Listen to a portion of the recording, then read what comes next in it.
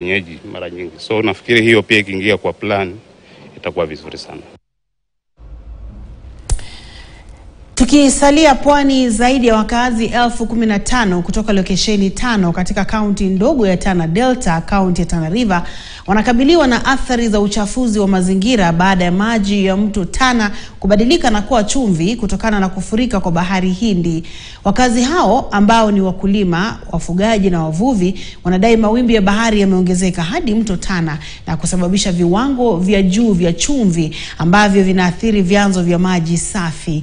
Tatizo hilo linalodaiwa kuanza takriban miaka 20 iliyopita limewalazimu wakazi kusafiri kwa umbali wa kilomita 20 ili kupata maji safi, na wanahofia maafa hayo kuwa mabaya zaidi wapo hatua za haraka hazitachukuliwa. Maeneo yaliyoathirika ni Chara, Kone Masa, Ozi, Kilelengwani na Dide Waride.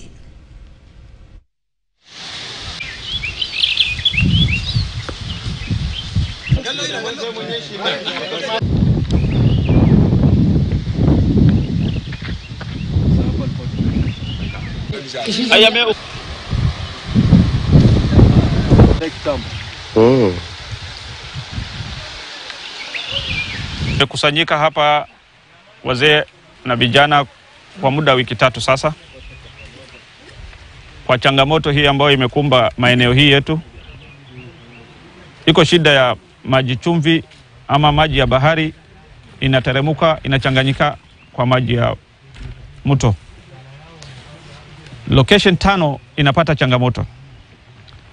Location ya Chara, Kone Masa, Ozi, Kilelengwani na Dide Waride ambao kwamba inakaa upande ya Lamu County. Katika hii sehemu ni takriban zaidi ya watu 15,000 wamepata hiyo changamoto, kwa sababu maji ya chumvi ikiingia kwa maji baharini kuna kuja changamoto aina mingi. Ukulima imeharibika. Kati ule serikali ya Uhuru, waziri alikuwa hapa. Kariako Tobika alikuwa hapa. Tulizungumza hapa, tumesapata hasara nyingi kwa kufuatana na hii lalo.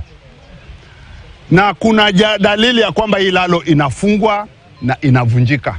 Inafungwa na inavunjika. Isipokuwa kuna semina fulani tumesawahi kuitwa kufundishwa jinsi ya hii lalo itaweza kufungika. Wataalamu wamesema hii lalo kufungwa, maji ya mto kutoingia baharini kupitia hapa lalo ni ngumu, itavunja mahali. Hii maji ya chumvi inaathiri maeneo haya kwa sababu kuna wanyama ambao wanatumia hii maji ya mto kukunywa, lakini kwa saa hii chumvi imeingia kwa mto, na hata wananchi wanaokaa maeneo haya hii maji sasa imewaathiri kwa mno sana. Hata hii maji pia hawezi kuitumia kwa sababu huu mkondo uko na chumvi.